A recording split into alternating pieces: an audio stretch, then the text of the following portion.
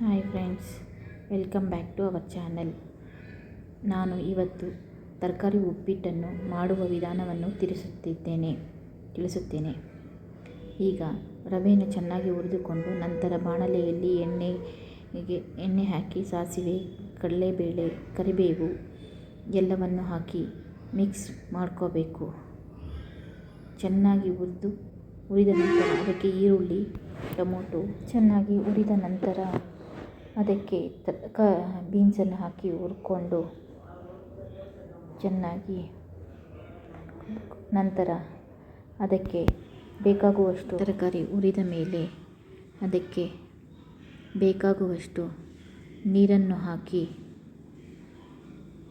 ನಂತರ ಅದಕ್ಕೆ ಉಪ್ಪನ್ನು ಸೇರಿಸಿ ಅರಿಶಿನ ಪುಡಿಯನ್ನು ಹಾಕಿ ಅದು ನೀರು